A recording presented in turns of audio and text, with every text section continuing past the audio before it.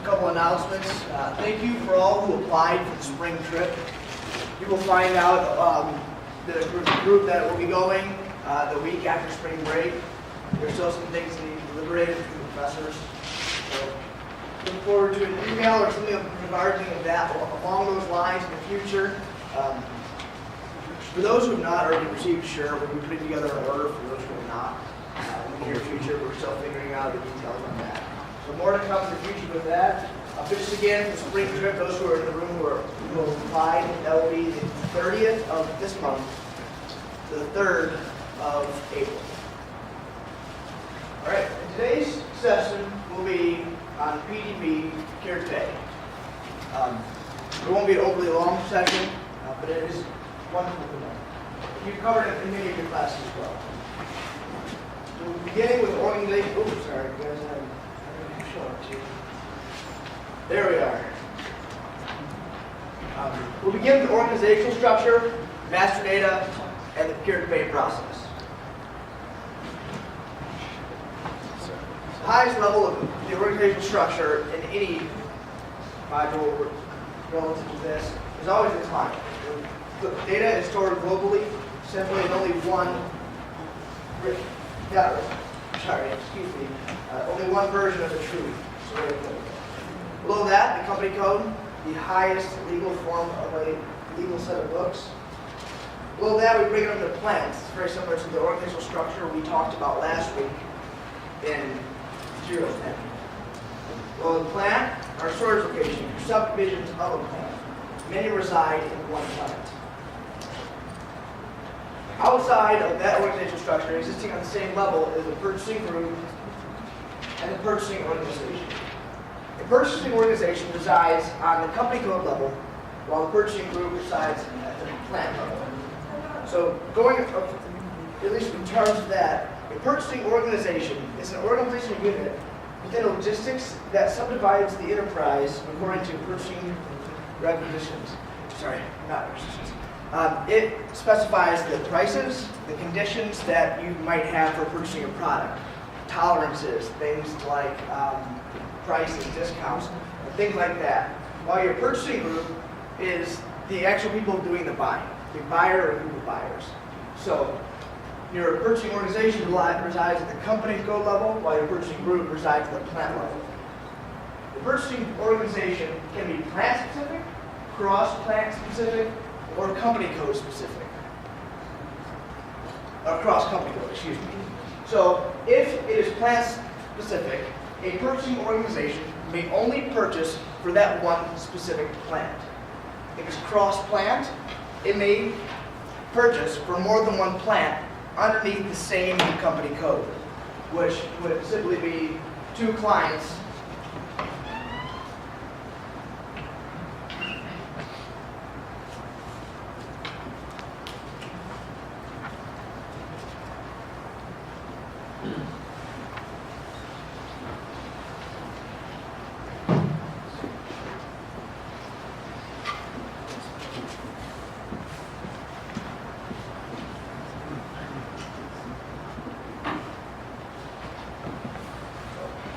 This is a visual representation of what I'm talking about. With the cross-company code, we would be within two different company codes buying for two different plants. So one purchasing organization might buy for those two plants. The cross-plant is within two plants that are beneath the same company code. And plant-specific is only for one single plant. Do you have any questions on that topic? Wait. So only one plant can be cross-plant, or more than one plant?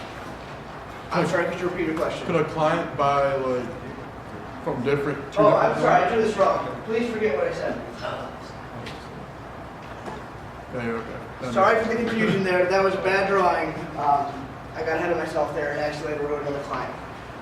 It would never be outside of another client. It should be within two company codes of the same client. Thank you for pointing that out, Wade, and please forgive that second client. Your question was that? That was it? Yeah, so please forgive that. That was a bad representation. This is correct. This is going back to what we talked about last week with the master data for a material type.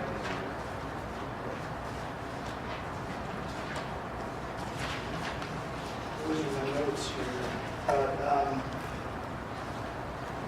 So the material type, which is included in a materials master data, determines several things.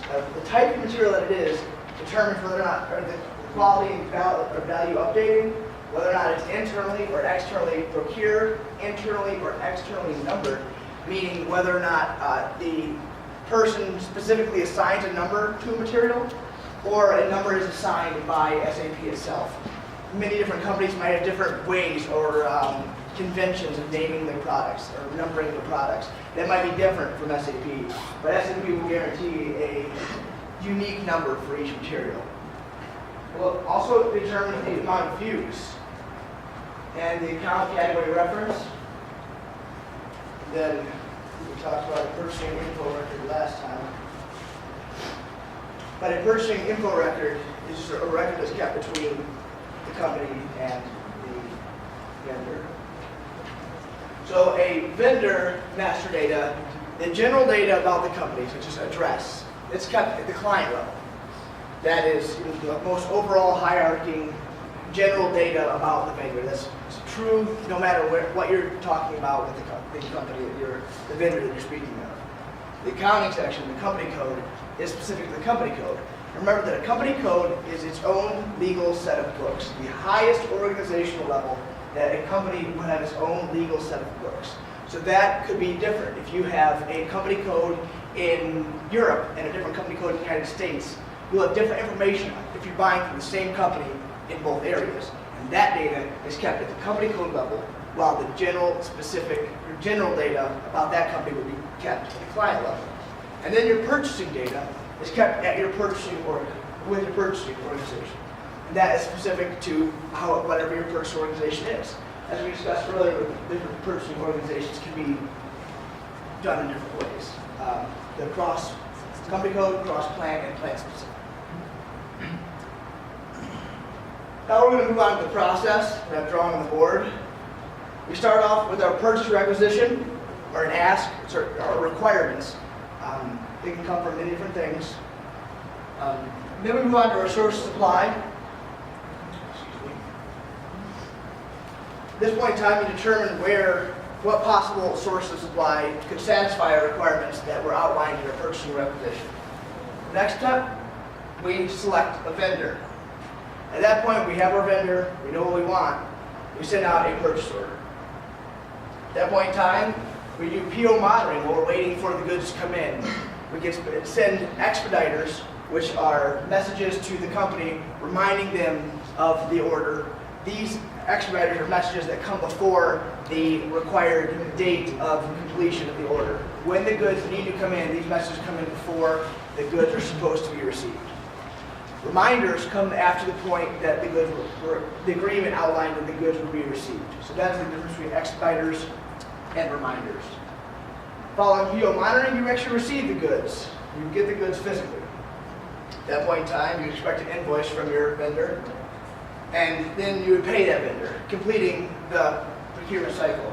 But as you learned in your classes, there's a three-way match that occurs in this cycle.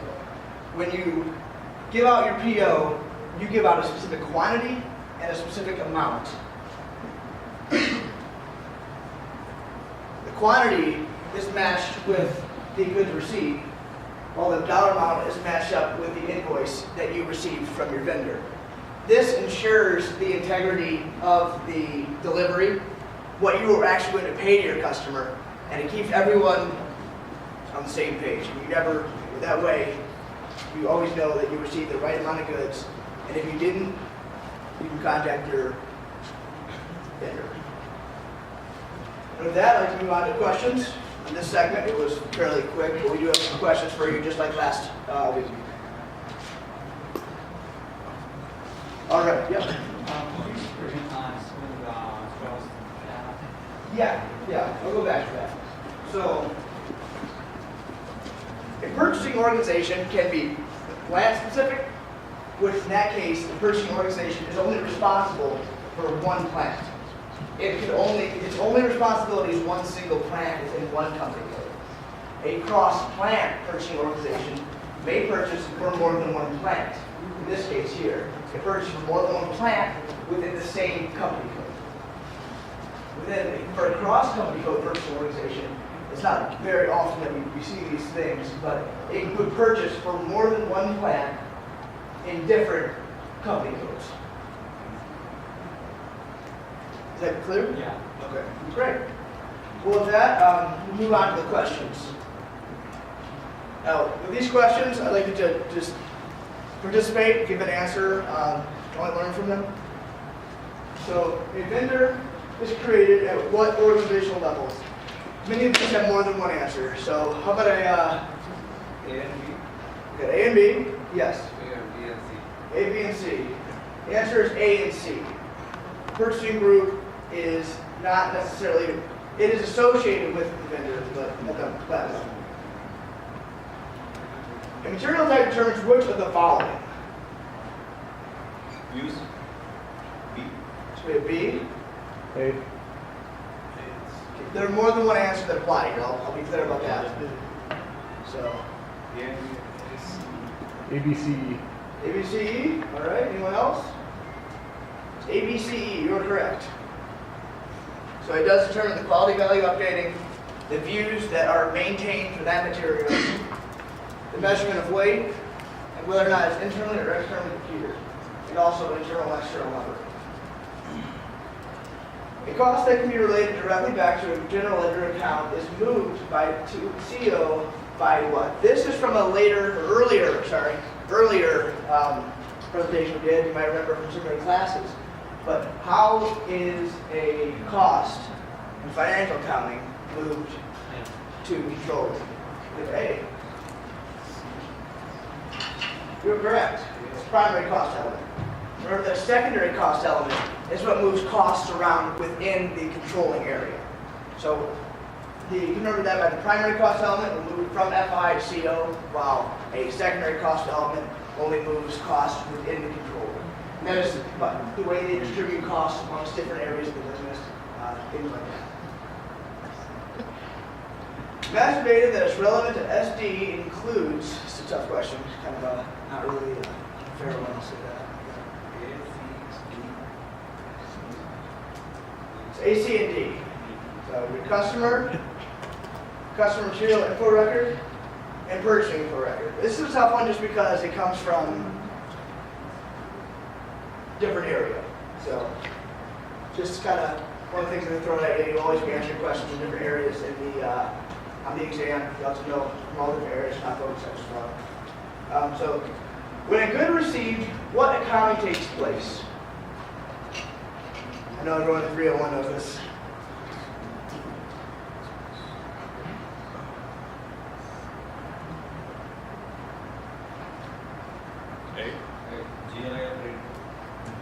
You're correct.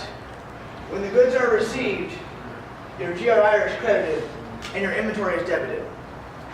So your inventory would go up, you balance out your GRI.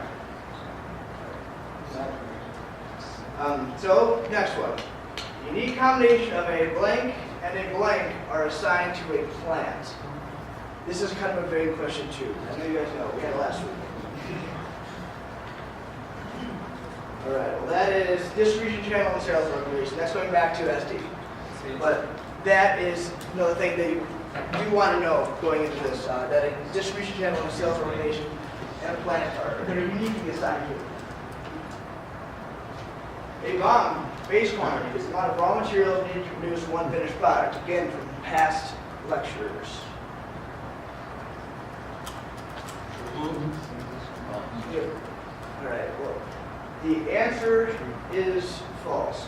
The base quantity can result in more than one product. The base quantity is the standard inputs that would go into it and can result in more than one finished good. A TERP account is, you guys get all of this one, you guys got it, come on.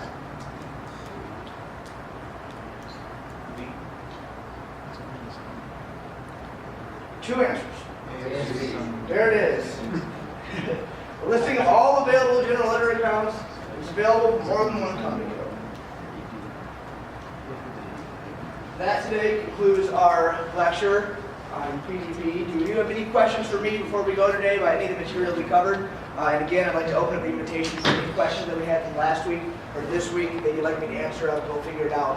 Question pending right now.